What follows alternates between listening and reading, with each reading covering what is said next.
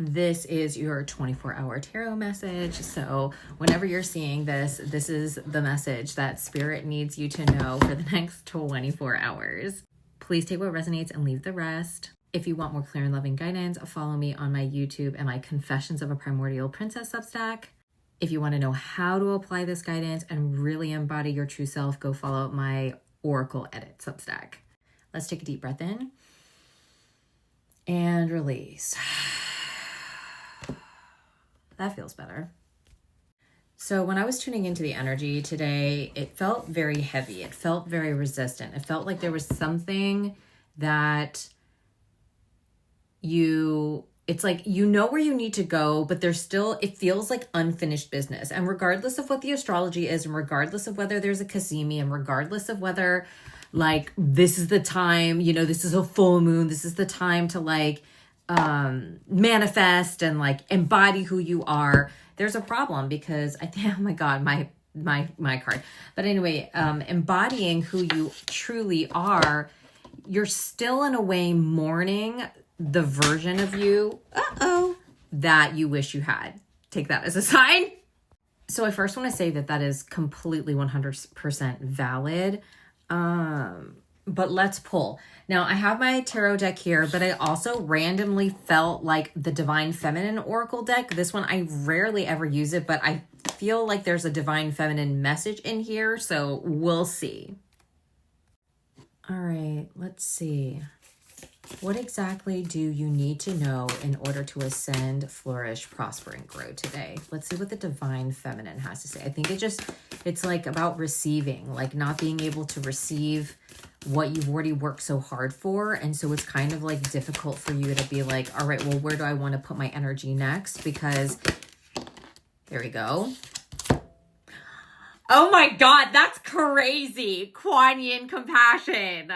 What in the actual garbage? Okay, Kuan Yin, the goddess of compassion. I recognize suffering in order to release it. Curiosity breeds compassion. So I want to take a look at her. She's so beautiful. I actually practice with her a lot, so that's crazy that she came out. What I'm hearing from Kuan Yin is that you need to have more compassion for yourself. You have been through so much, and the whole reason why you had to suffer specifically was so that you could see what was wrong with the world in order for you to create a solution for it. This is also about honoring your own path and understanding like what works and what doesn't work for you.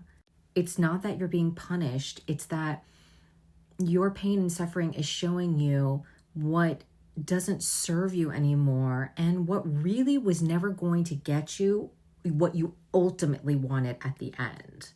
This is about cultivating compassion, not only for yourself, but for others who are going through a really hard time. A lot of the times when we see other people suffering, it may trigger us because it's like, oh my gosh, why can't you just get out of it? Or, oh my gosh, like, it's like judging, right? But Kuan Yin is here being like, maybe just being curious about where their suffering came from, about why it's like that, and then stepping back and being like, well, how could we solve this as a global problem or as a societal problem? It's gonna like give you a lot more compassion for other people going through stuff.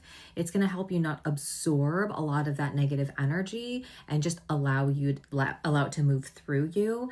And it's also going to allow you to kind of like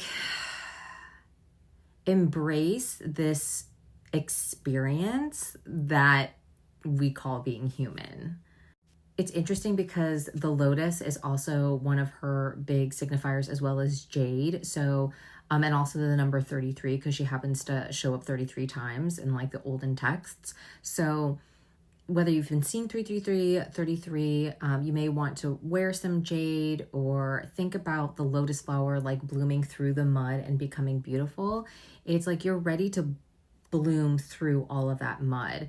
You have overcome so much. And if you actually took stock at how much you actually have overcome up to this point, you're going to realize that you're a lot more resilient than you think you are. And one of the biggest lessons you may want to embrace today is the fact that you don't have to keep pushing so hard in order to get what you want. Sometimes you already deserve to rest and receive because you have worked so hard. And it's really interesting because Mary of Nazareth, the mother of God, was on the top.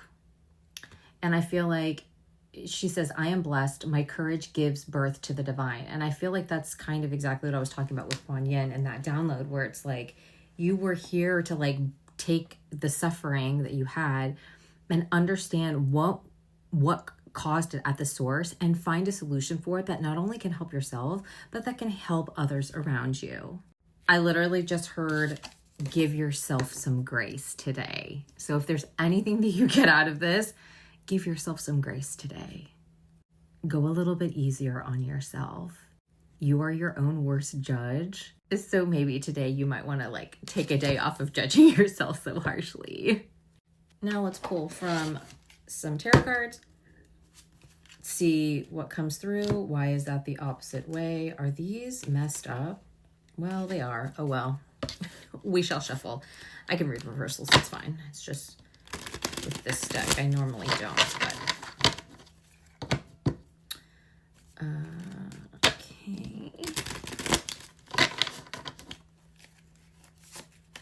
I also just heard the path is clear ahead. So it's just about embarking on your new journey. And I think that's the resistance. You don't want to leave this old journey behind because you're like, but it needs to work. It had to work. Like it was supposed to work. Like, why did I do all of that and it didn't work? And I think right now they're like, but the path is clear for you to like do less work, receive a lot more. And so you're ready to embark on that journey. So take the first step. You know what I mean? That's just what I heard. But let's pull some cards. All right. What do they need to know? What do they need to do? Do. Wow. Okay. So the 10 of Pentacles, but it came in reverse. So this is about creating your legacy. This is about like really stepping into the identity of your badassness. Like, look at her. Look at her. Look at her. You need to step into your most wealthiest identity. That 100%. That is what you need to do today. And this is crazy because with the 6 of Wands here, look at all this purple and the red hair and like, technically it's the victory card, right? But it's like, listen, you were born to be someone who is a massive success. I'm just saying. You are no ordinary person. You came here for a reason and you came here to do something good that you're going to be highly rewarded for. You've already gotten the idea. So what is that idea? And like, what is one brick that you can lay down today to make sure that you are embodying this, right? A lot of the times when we think about like, okay, like how do I embody the wealthiest version of myself? Well, if I already had like $5 million, I wouldn't be in this shitty situation. But she actually had to be in your shoes in order to get where she is. So ask yourself, if she was actually in my current situation and had the current like amount of resources and support that you currently have, how would she use them? What would be the first thing that she would do in order to like get herself out of that, to build her multi-million-dollar empire or whatever she's getting recognized for? Maybe it's just showing up like and doing one post like to explain what you're doing. Maybe it's making the decision to document your entire journey of becoming her. Maybe it's finally reaching out to the person that you've been thinking about to be like, hey, I really think you would get on board with this idea. Would you like to collaborate? Maybe it's just taking your journal and like going old school and getting like magazines and cutting out pictures and making like I don't even want to say a vision board, but like an inspiration board, like something to inspire and be like, yeah, it's going to look like this. I want it here. I really like this idea. Let's get that. Okay, let's put that together. It's kind of going to look like this. Or maybe you're just like free stream writing, journaling about it in your journal, right? It's like, okay, like maybe that's the start. This could be the start of something new. Okay, I like where this is going. There's a little bit more. Yeah, this is getting exciting now. Because what you're what your human self, your inner child doesn't seem to realize is that this new path is actually going to get you what you wanted, and in a way that's going to be so much more wildly better than what you even imagined. So you thought like, yeah, I really wanted this, but they're like, but it could go this way so much better. The Hermit just flew out, but it was in reverse. You need to take some time out to really get clear on what it is that you truly want and how it could be even better than you imagined without everyone else's fucking opinion about it. I think that's also one of the other things too. You're listening around to too many other people and you're not listening to yourself. If you've seen like ravens recently, or you're wanting to get to more, I'm hearing like your sorceress self, your dark divine feminine self. Maybe you are working with Hecate and like using a lantern to light your way. I think that these are some of the things where it's like you're getting into your dark divine era. And I don't think that that's a bad thing. I think that this bitch who is like victorious, look at her. She's like not apologizing for who she is someone who had to take the time to really understand what direction she wanted to go in and really reflect for herself. It doesn't matter what other people are doing. The current like societal ways of doing things are crumbling, which means like you were born to find a new way in order to get these things. And that new innovative way is going to take precedence because it's not going to be, how do I explain this? It is, hold on. I lost it, but it'll come back. The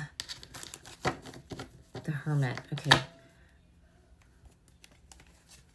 Trailblazing, creating a new way of getting the things that we were told we could get in a way that actually got it with the result without the endless suffering. That was it. Oh my God. Yay.